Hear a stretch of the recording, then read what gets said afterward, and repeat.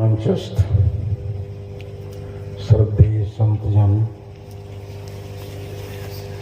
दर्शक गृह में आमने सामने बैठे धर्म प्रेमी सज्जनों तथा देव, पहले सभी भाई बहन अपने संबंध में सुने कि आप क्या हैं, आप कितना मूल्यवान तत्व हैं जिसकी प्रशंसा समस्त शास्त्रों ने की है। प्राचीन ऋषि ने कहा है कि नहीं मानुषात् श्रेष्ठ तरम ही किंचित, मनुष्य श्रेष्ठ धरती तल पर कुछ नहीं है। ये सबका संस्थापक, सबका मूल्यांकन करने वाला,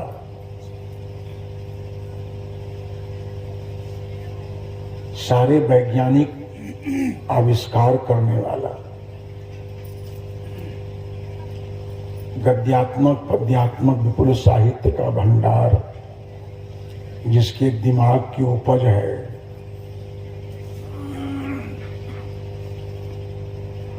जिसकी सोच और कर्म से धरती तल पर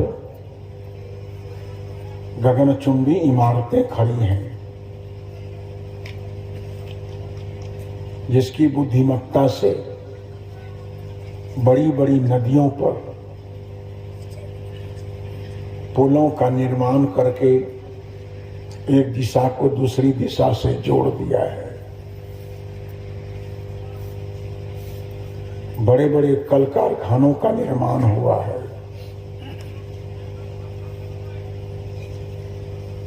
सदगुरु कबीर की परंपरा में किसी संत ने बहुत अच्छा कहा है कि सब सिद्धांत कौन किया जग में, आदम मानुष तुम ही तो हो, ईश्वर खुदा जगत के कर्ता, ये कल्पना किया सो तुम ही तो हो।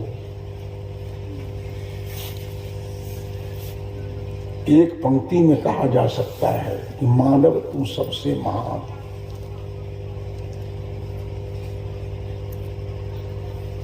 सदगुरु कबीर साहब ने इस मानव जीवन की उच्चता, श्रेष्ठता को बताते हुए कहते हैं कि मानुष जन्म बड़ दुर्लभ, बहुरी न दूजी बार। देखिए अंतिम है। जैसे ट्रेन चलती है ना, तो दिल्ली से चलती है और हावड़ा जाकर के रुक जाती है कि आगे कोई उपाय नहीं है। वहीं से ट्रेन फिर पीछे लौट जाती है। इस गर्भजोनी की परंपरा में मानव जी अंतिम है। मनुष्य के बाद आगे जाने का कोई रास्ता नहीं है। और इस जंक्शन में आप उतर नहीं जाते हैं। मानव जीवन रूपी जंक्शन में आपने अपना काम पूरा करके उतर नहीं गए तो आगे कोई रास्ता नहीं है, पीछे लौट जाना पड़ेगा।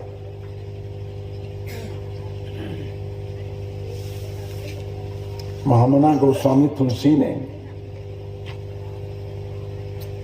श्री राम जी के मुंह से कहवाया। अयोध्या वासियों से श्री राम जी ने कहा कि भाई बहनों, जिस जीवन को तुम जी रहे हो उस जीवन के संबंध में सुनो और जीवन को समझो कि जीवन क्या है। मूल चौपाई है गोस्वामी तुलसी की, बड़े भाग मानुष तन पावा सुर दुर्लभ सदग्रंथ में गावा।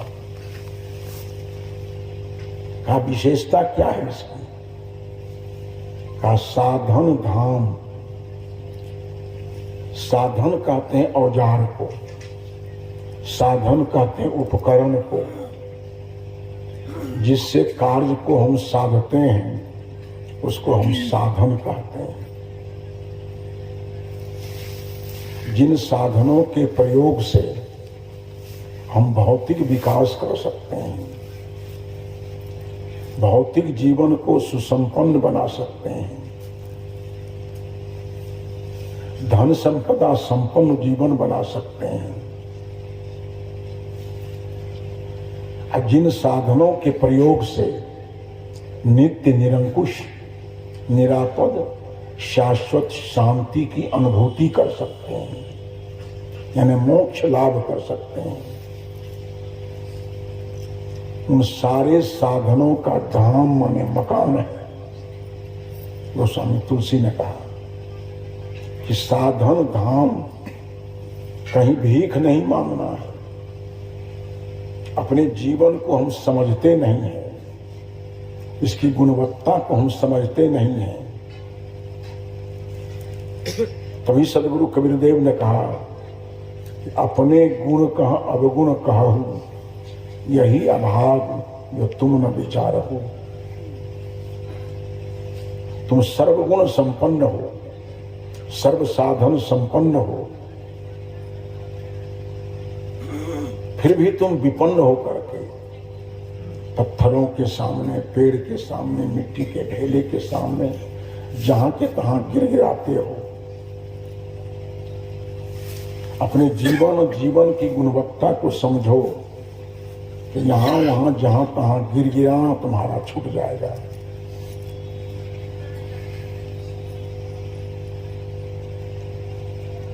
भौतिक और आध्यात्मिक, भौतिक सुख और आध्यात्मिक शांति जिन साधनों से उपलब्ध और अनुभूत होगा, उन सारे साधनों का ही मानव जीवन केंद्र है।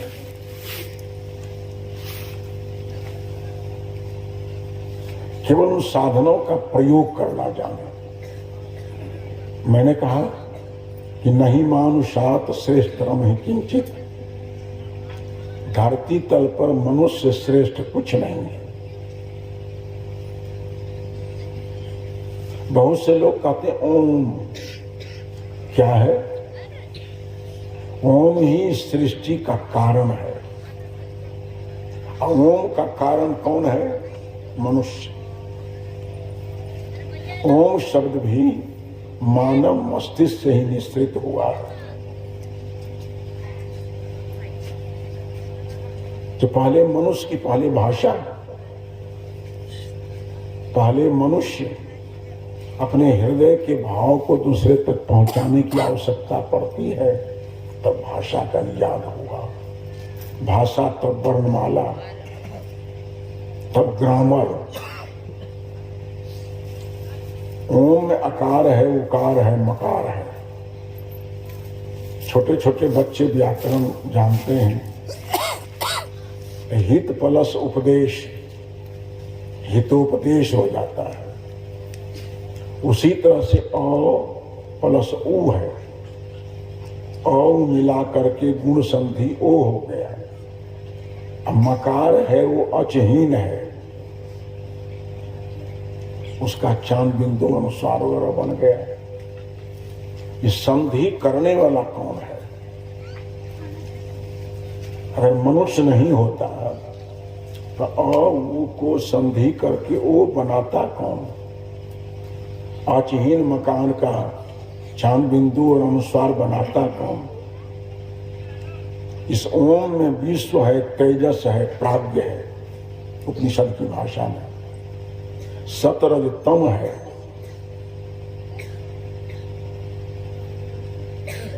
ये कौन निकालता इसमें से?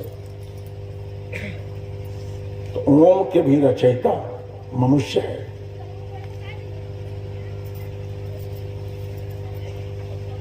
दिन में आप लोग सुने थे, सारे भगवान भी मानव मस्तिष्क के निश्रित हैं, सभी मन प्रसूत हैं। किसके? तो मनुष्य के द्वारा। अब जैसा मनुष्य है वैसा भगवान है। बंगाल चले जाइए, हरे कृष्णा हरे राम, मुर्गी मांस दोनों शाम। मंदिर के भगवान को भी मछली का भोग लगता है बंगाल में। काहे? आदमी मांसाहारी। जहां मांसाहारी आदमी है वहां की दुर्गा भी मांस खाती है, काली भी मांस खाती है। जहां के लोग वैष्णव हैं वहां की काली दुर्गा सब वैष्णवी है,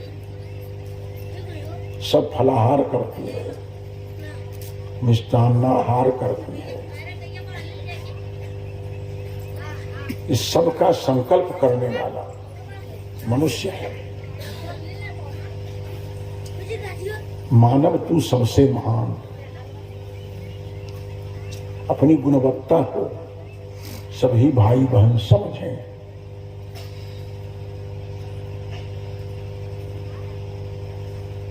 सदगुरु कबीर की परंपरा में मानुष तन सदगुरु मिलन मोक्ष इच्छा हो, दुर्लभ दुर्लभ तीनों परम है, पाय सुयोग न खोई। शंकराचार्य जी ने कहा कि दुर्लभम त्रियमेवे तत् देवानुग्रह हेतुकम मनुष्यत्वम मोक्षत्वम महापुरुष संशय। धरती तल पर तीन चीजें दुर्लभ है। सबसे पहले मनुष्य शरीर का होना। मनुष्य शरीर में मुक्ति की इच्छा का होना।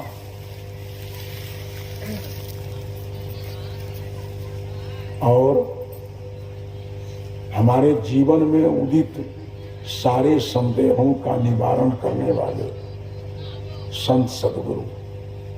मानुष तन सदगुरु मिलन मोक्ष हो इच्छा हो, ये तीनों परम दुर्लभ है। सबसे पहले मनुष्य है। मनुष्य भीख मांगने के लिए नहीं है, गिड़गिड़ाने के लिए नहीं है। मनुष्य श्रम करने के लिए है, मनुष्य साधना करने के लिए है। मनुष्य श्रम के द्वारा भौतिक विकास करता है, साधना के द्वारा शांति की अनुभूति करता है। यही दो मांगे हमारे जीवन में है।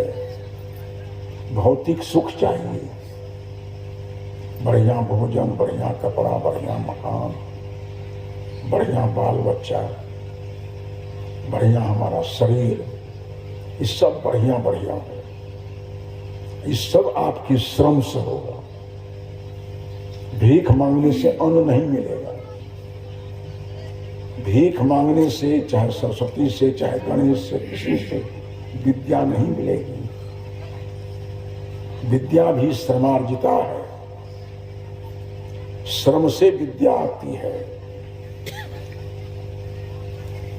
जितने छात्र छात्राएं हैं, लोगों के कथनानुसार शुक्लाम ब्रह्म विचार सार परमाम आद्याम व्यापनी बिना पुस्तक धारण नमयता। इस सरस्वती की प्रार्थना करते रहो, विद्या आ जाएगी। थोड़ी भी समझ आपके पास है, जीवन पर्यंत कोई सरस्वती का वंदन करते रहे, उसका अष्टक पाठ करते रहे, और विद्यालय नहीं जाए, मनोयोग पूर्वक पढ़े नहीं, जीवन भर में ABCD का ज्ञान नहीं हो सकता है। सरस्वती की कृपा से, गणेश की कृपा से, श्रम से विद्या आती है। विद्या श्रमार्जिता है। और दुनिया के देशों में सरस्वती की पूजा नहीं होती है। बड़े बड़े वैज्ञानिक होते हैं, दार्शनिक होते हैं, विद्या पढ़ने से आती है। श्रमेणार्जिता विद्या, श्रम करके विद्या का अर्जन किया जा सकता है। श्रम से धरती से मोती उगाड़ सकते हैं, अन्न सब आपके श्रम से अन्नोत्पादन होता है।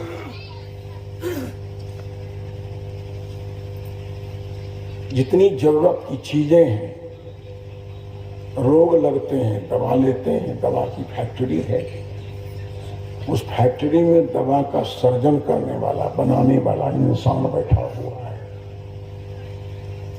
कपड़े की फैक्ट्रियां हैं, बैठा हुआ है इंसान, न कहीं फरिश्ता है न कोई हनुमान है, हर एक फैक्ट्री में इंसान बैठा हुआ है। तो मैं ये कह रहा था कि मानव सबसे महान है। अपने कल्याण के लिए, सुंदर सभ्य समाज के निर्माण के लिए आदमी परिश्रम करता है। बनो और बनाओ, सुधरो और सुधारो, जानो और दूसरे को जना दो, ये मानव के लिए ही है। तो मैं ये कह रहा था, हम अपने आप के लिए कि मानव जीवन सबसे महान है।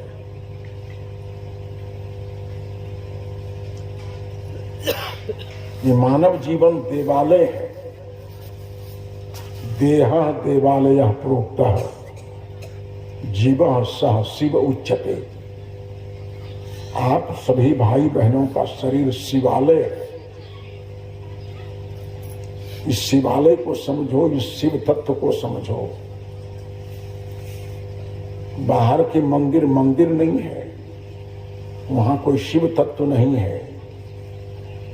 भाई बहनों का जो शरीर है वो शिवालय है। शिवस्य आलयः शिवालयः, शिव का आलय है, जिसको और परिष्कृत रूप में कहते हैं सत्यम शिवम सुंदरम। यही सत्स्वरूप है, यही सुंदर है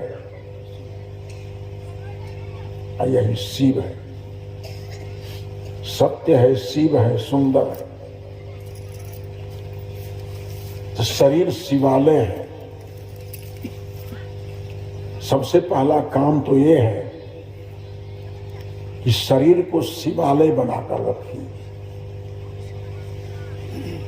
ये कबीर विचार मंच का पहला निवेदन यह है कि भाई बहनों, शरीर को शिवालय बनाओ, इसको मदिरालय मत बनाओ, इसको मांसखोर मत बनाओ, नशा द्रव्य संसेवी मत बनाओ। मूल्यांकन करो अपने जीवन का। इस शरीर रूपी मंदिर में शिव तत्व बैठा हुआ है। महाराज कृष्ण ने कहा था, ईश्वर सर्वभूतानां पुत्र तिष्ठति। महाराज कृष्ण कहते हैं, ईश्वर सर्वभूतानां हृदय से अर्जुन तिष्ठति। मिट्टी पत्थर गोबर गणेश में नहीं है, वो हृदयवान प्राणियों के अंदर है। माइक में हृदय नहीं है। मंदिर में जितने देव बैठे हुए हैं, देवियां बैठी हैं, उसमें हृदय नहीं है। हृदयवान प्राणी के अंदर परमात्मा रहता है, ईश्वर रहता है।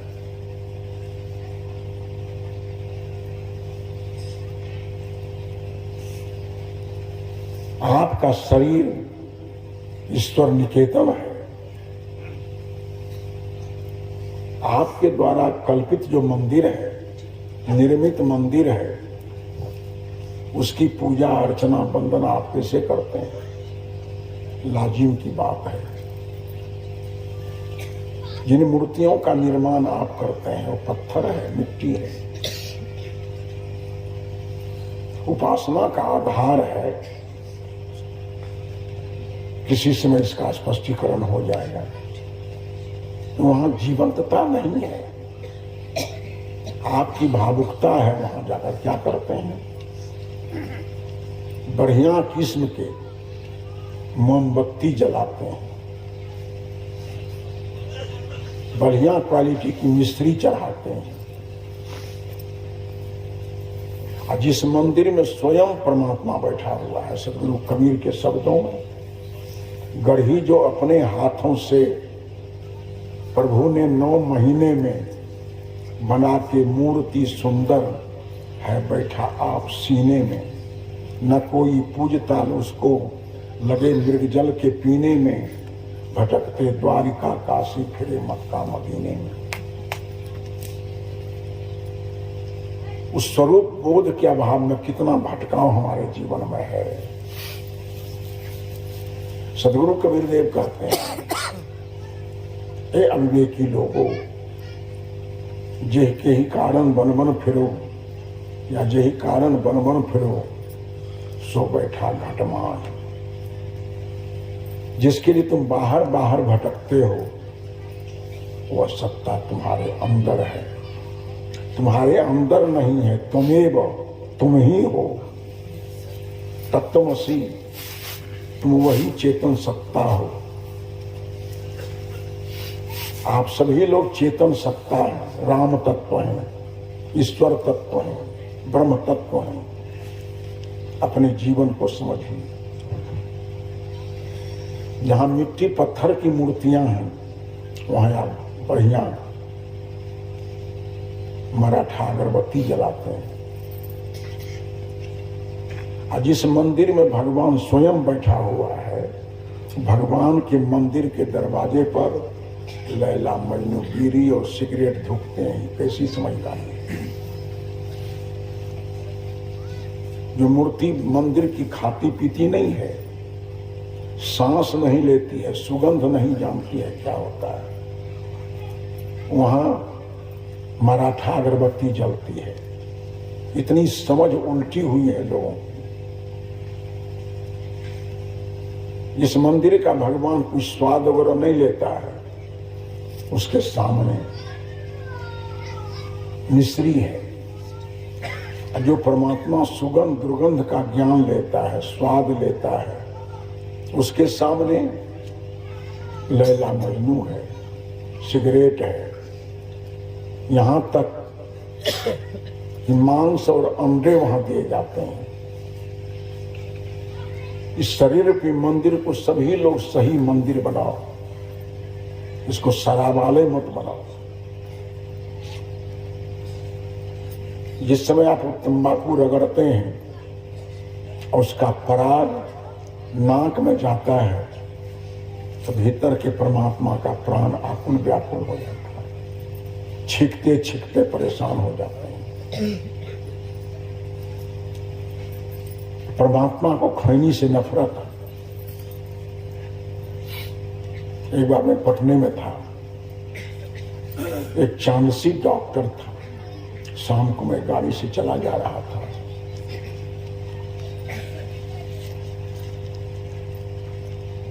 तो डॉक्टर मछली की दुकान पर मछली खरीद रहा था। खरीदने का स्टाइल कैसा था, एक हाथ से दोनों नाक बंद किए हुए, एक हाथ बढ़ा कहते हैं उसमें से निकालो, उसमें से निकालो। हमने कहा चांसी क्या करते हो? कहा आप कहां से देख लिए, मछली खरीद रहे हैं। हम कहते नाक काहे बंद करते हो? कहा गंध बर्दाश्त नहीं होती है। फिर तो ये शर्म नहीं होती है? गंध किसको बर्दाश्त नहीं हो रही है? ये चेतन सत्ता भीतर बैठी है। परमात्मा को इस गंध से नफरत है। इसलिए सभी लोग, सबसे पहला काम है कि शरीर को देवालय बनाइए, मंदिर बनाइए। इसमें मांस मछली मत दीजिए, इसमें बीड़ी, खैनी, गांजा, भांग, गुटखा, गुड़ाखुई सब कुछ मत कीजिए। सभी लोग मंदिर को पहले पवित्र बनाए। खान पान के सुधार से आपके जीवन में देवत्व का आविर्भाव होगा। आज जो ये आश्रम बना है सदगुरु कबीर साधना ट्रस्ट, इन सारी बातों की जानकारी के लिए क्षेत्र के लोगों के लिए कम बड़ा उपकार स्वामी रंजीत जी के द्वारा नहीं हुआ है। कठोर श्रम तो इन्होंने किया। जंगल में जिस समय निवास कर रहे थे, सांप मसहरी पर रेंग रहा था। चप्पल छोड़ करके खाट पर सोए हैं तो चप्पल पर डंक मारने वाला बिच्छू विश्राम कर रहा है। इस विषम परिस्थिति में कितना कठोर साहस और श्रम करके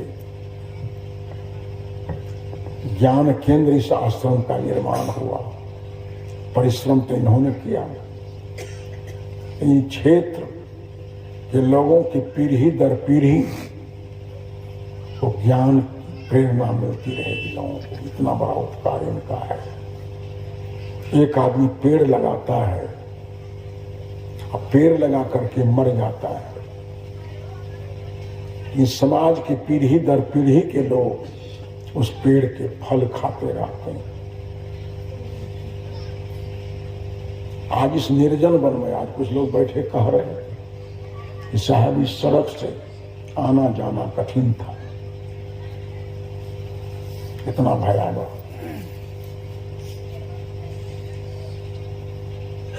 उस स्थान में निर्भयता का वातावरण तैयार करने वाले और निर्भय होकर के लोग जाते आते हैं।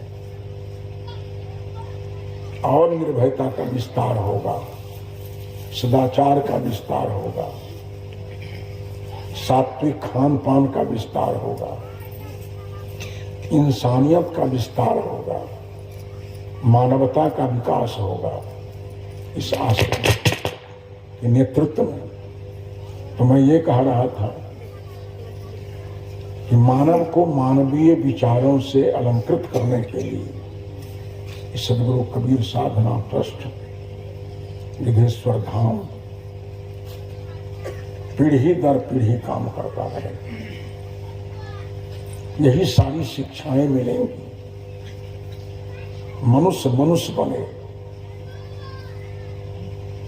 मनुष्य की तरह देखने में हम लोग लगते हैं, मनुष्य है नहीं।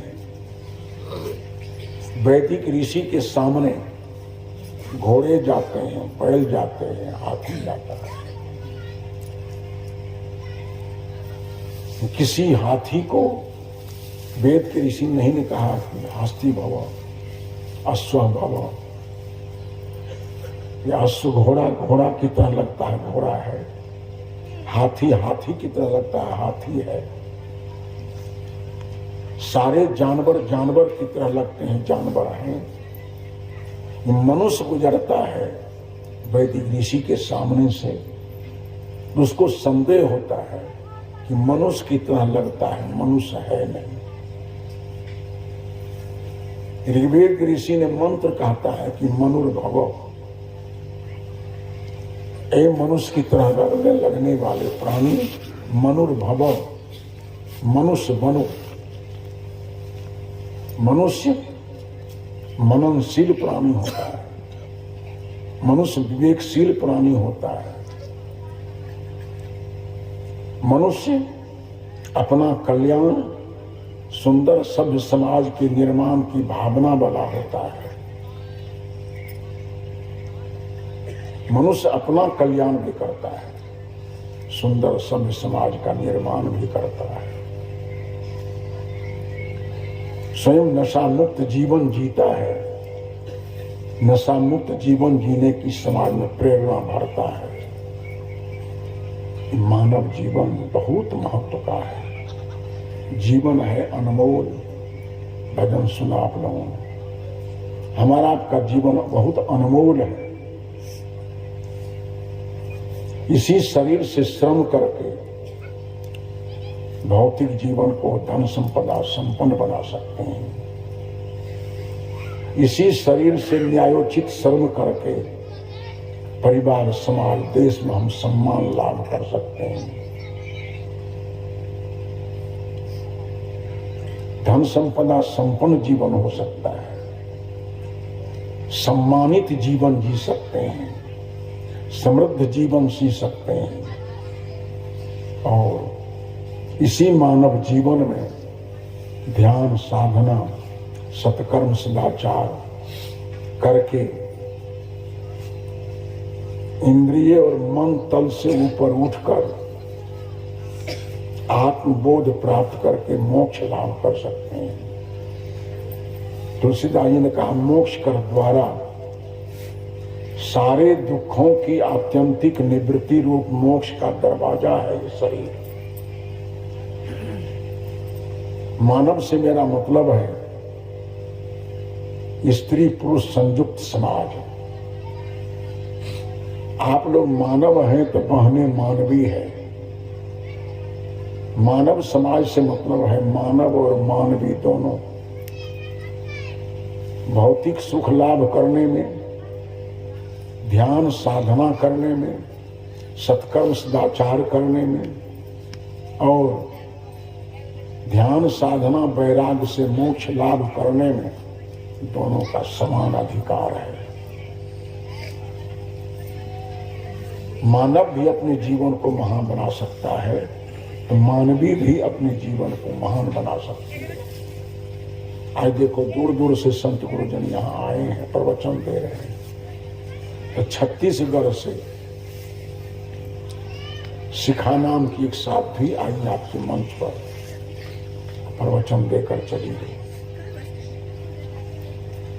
प्रवक्ता मानव बन सकता है तो मानवी प्रवक्त्री बन सकती है। मानव लेखक हो सकता है तो मानवी लेखिका हो सकती है। मानव प्रवक्ता हो सकता है तो मानवी प्रवक्त्री हो सकती है। दोनों को विकास करने का समान अधिकार है। पहले लोगों ने कुछ कटौती की थी, सदगुरु कबीर साहब ने सभी कटौती को दूर करके समानता लाए। पहले नारियों को पढ़ने का अधिकार नहीं था, सत्संग करने का अधिकार नहीं था। जैन दर्शन ने तो कहा कि जब तक ये मर करके पुरुष शरीर धारण नहीं करेगी नारियों का कल्याण नहीं होगा। इन सारे अवरोधों को सदगुरु कबीर साहब ने दूर कर दिया। नारियां भी साधना करके शांति लाभ कर सकती है। नारियां भी मोह को छोड़ करके, मोह का क्षय करके मोक्ष लाभ कर सकती है। नर और नारी को भौतिक जीवन की समुन्नति और आध्यात्मिक जीवन की परम शांति दोनों प्राप्त करने और अनुभव करने का सामर्थ्य दोनों में है। इसलिए नर और नारी दोनों का समान रूप से भौतिक विकास हो और आध्यात्मिक शांति हो। दोनों आदमी अपने जीवन को निर्विकार निर्भर बनावे, दुर्गुण और दुराचरणों से मुक्त करें। शरीर में दुराचरण होते हैं, मानस जगत में दुर्गुण होते हैं। मानस जगत के सारे दुर्गुणों को, शरीर से सारे दुराचरणों का त्याग करके अपने जीवन को निर्विकार निर्भार बनाने का हक मानव और मानवी दोनों को है। थोड़ा सा निवेदन मैंने आप लोगों के सामने किया कि अपने संबंध में सोचो कि मानव जीवन क्या है। आपको अपने से परिचय कराने का काम ये कबीर विचार मंच करेगा। अपना परिचय, अपने पर विश्वास। इस्लाम में मतलब लोग कहते हैं कि खुदा और कुरान पर ईमान लाओ। एक संत ने बड़ा अच्छा कहा, खुदा पर ईमान लाओ, कुरान पर ईमान लाओ, लेकिन तुमने खुद पर ईमान नहीं लाया है। तुम खुदा पर कुरान पर ईमान लाओगे, तुम्हारे ईमान पर क्या ईमान हो सकता है? सारे लोग अपने आप पर ईमान लाओ, ताकि आपके ईमान पर लोगों को विश्वास हो सके।